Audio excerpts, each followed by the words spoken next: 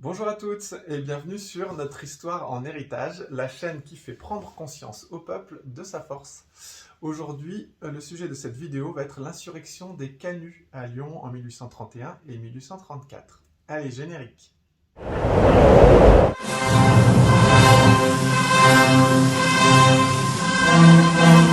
Amis de la France en alarme, peuple trahi par tant de fois. Ne posons pas encore les armes, nous n'avons chassé que les rois. Nous n'avons chassé que les rois. Courage, citoyens, restons toujours unis, Français, Français, un peuple libre est un peuple d'amis.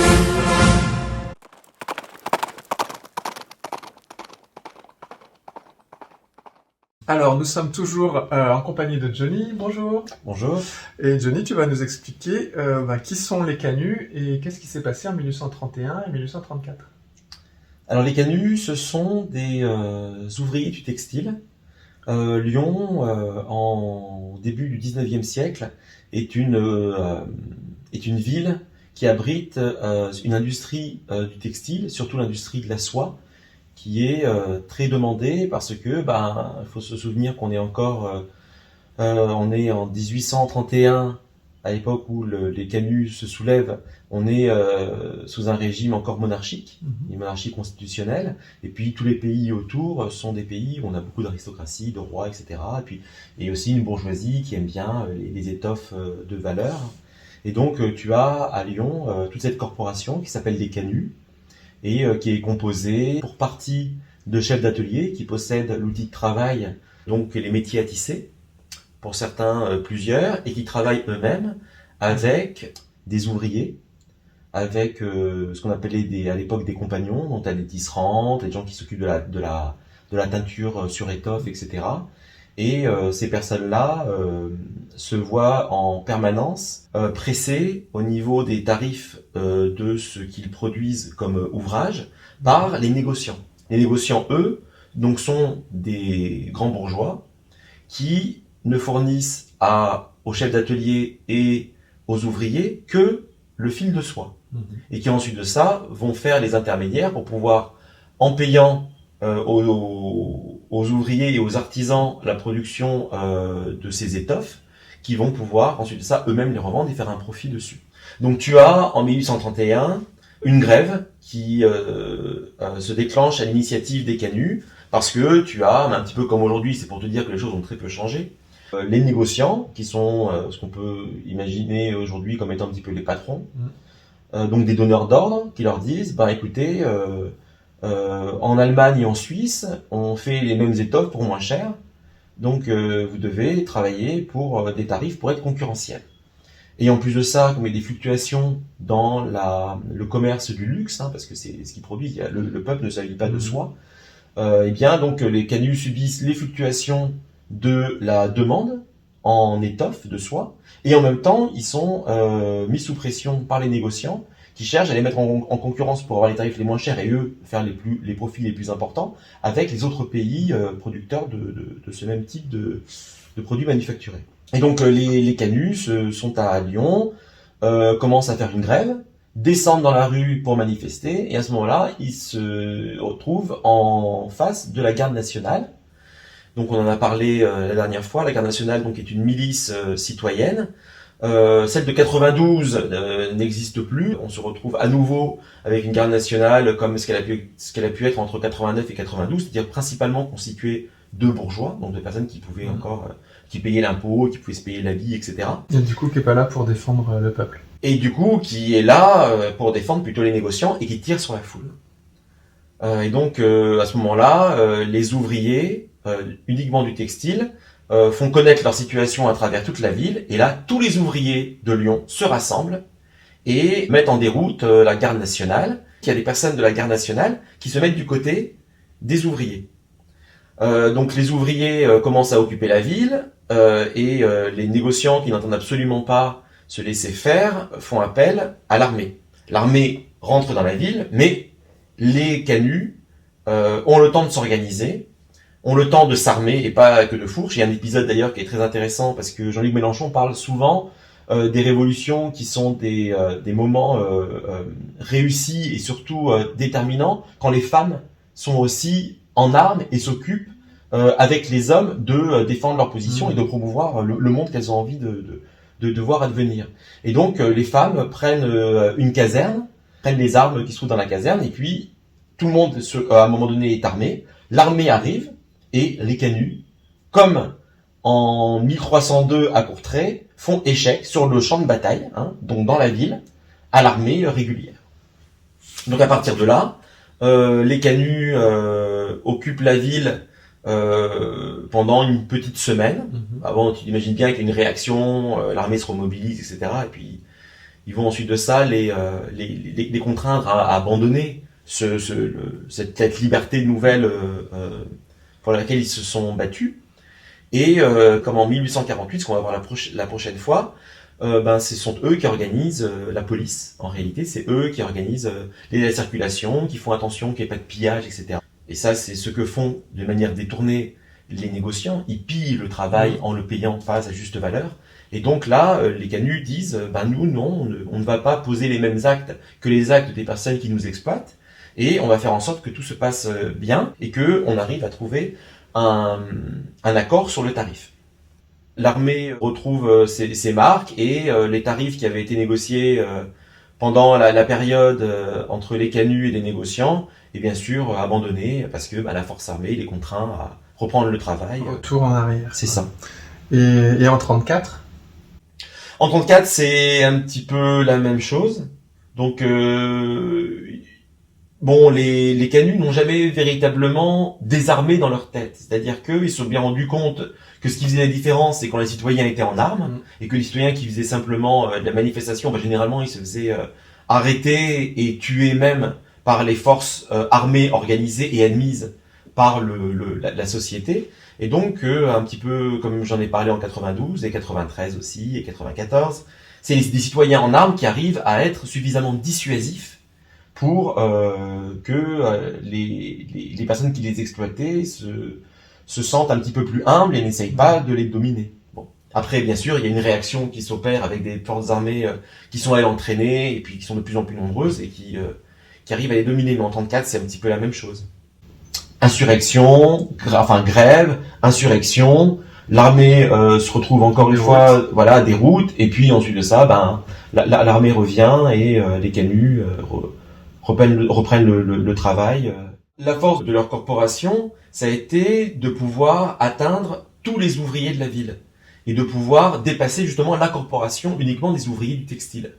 Et après avoir fédéré tous les ouvriers et après s'être armés, ils se sont rendus compte que c'était facile d'être vainqueur, encore une fois, devant une armée régulière et puis d'organiser leur vie en société tranquillement. Et sans devoir en permanence être dans la plus grande misère, parce que ce qui se passait, c'est que les canuts qui étaient les plus motivés et qui se sont véritablement battus, c'était ceux qui n'arrivaient pas à nourrir leur famille, ceux qui vivaient dans des conditions misérables pour beaucoup. Et donc en réalité, t'as rien à perdre, et donc c'est toujours ceux-là qui s'investissent. C'est ça. En plus. Et pendant la semaine, donc les quelques jours là où ils ont mis l'armée en déroute, comment s'est organisée la ville ? Qu'est-ce qui s'est passé vraiment Eh bien, c'est ce que je t'ai dit, tous les pillages, parce qu'il y a eu des personnes qui se sont dit, regardez, on est maître de la cité maintenant, on va se rémunérer sur ce qui existe et on peut aussi se servir de tout ce qui est autour de nous et qui était auparavant aux mains des bourgeois. Et ils le font pas. Donc il y a des personnes qui commencent à se dire on va se servir et la grande majorité des canuts leur disent non, on n'est pas là pour ça et encore une fois on n'est pas là pour utiliser les méthodes, on n'est pas là pour piller, on n'est pas là pour abuser d'une situation, on est juste là pour poser un acte et dire nous refusons à partir d'aujourd'hui de nous laisser faire et nous voulons avoir un tarif garanti sur l'achat des œuvres produites. Ils ont organisé une forme de paix sociale, quoi. C'est ça, exactement. Et donc leurs exigences, la première exigence, c'était quoi ? C'était par rapport au salaire, vraiment ? Oui, oui, oui. C'était avoir un tarif stable, donc ne pas avoir des personnes qui te disent en permanence quels sont, ou bien que les ouvriers sont en concurrence avec d'autres pays qui paieraient moins cher. La force des canuts, c'est de commencer à poser les bases d'une solidarité internationale entre les ouvriers.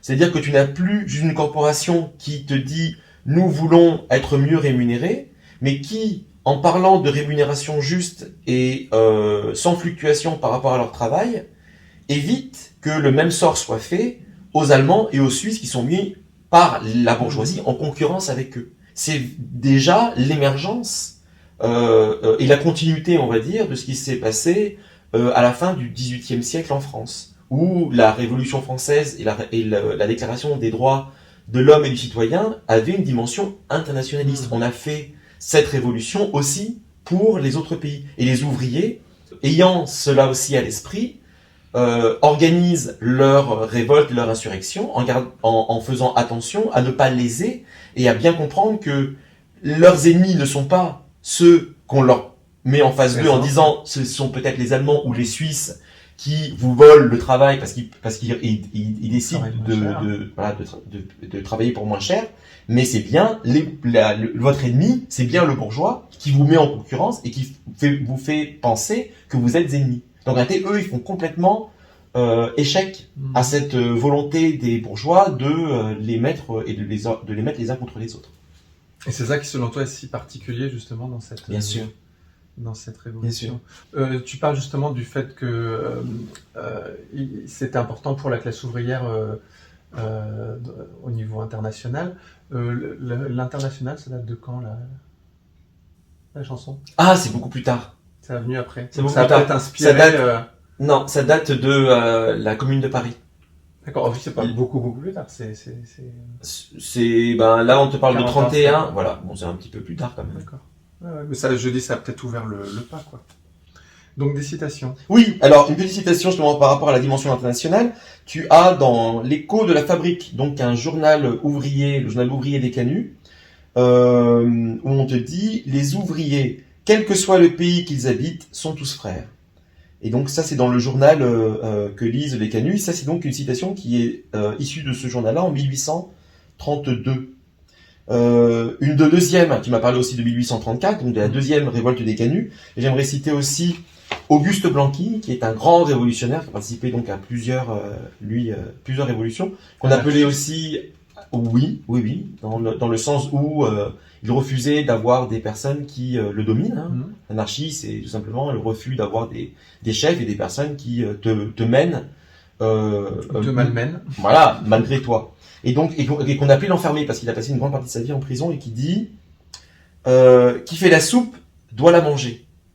Et qui dit aussi, par rapport à l'insurrection des Canuts et la réaction des bourgeois, il dit « Alors se sont révélés les trésors de haine et de férocité que recèlent les âmes de ces marchands.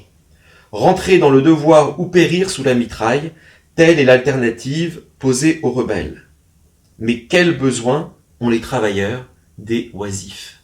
Tu vois? Donc lui, de manière extrêmement explicite, te parle de ce que nous connaissons aujourd'hui avec le gouvernement Macron et avant lui les gouvernements précédents. Ce sont des personnes qui, quand tu obéis à leurs ordres et quand tu acceptes de vivre dans l'indigence, te montrent un visage plutôt bonhomme, modéré, où les mots ne montent pas les uns par rapport aux autres, ils sont toujours impassibles, quel que soit le sujet qu'ils évoquent. Et dès que tu leur dis que tu n'acceptes plus d'être les larbins, et bien à ce moment-là, ils te montrent leur vrai visage, tu vois. Et donc, ce que dénonce Blanqui à cette époque-là est toujours vrai aujourd'hui. On a l'impression de vivre dans un pays civilisé, où il y a des lois, une constitution, il y a des protections pour les êtres humains.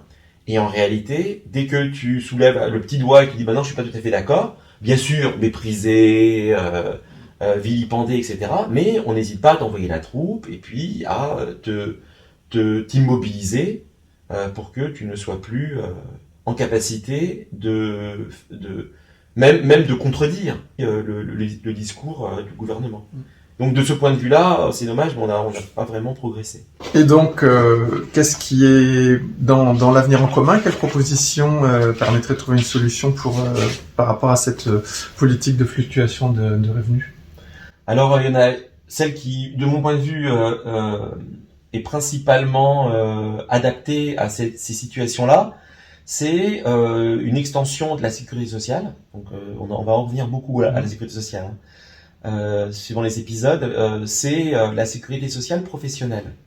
Donc aujourd'hui, on a une sécurité sociale qui s'occupe d'indemniser les personnes qui sont au chômage, mais qui ont encore des droits au chômage parce qu'ayant travaillé, des personnes qui sont en maladie, mais qui sont en réalité au travail. Et ce que nous pouvons faire avec la sécurité sociale professionnelle, c'est de faire en sorte qu'en toutes circonstances, un être humain ne soit pas privé de son salaire.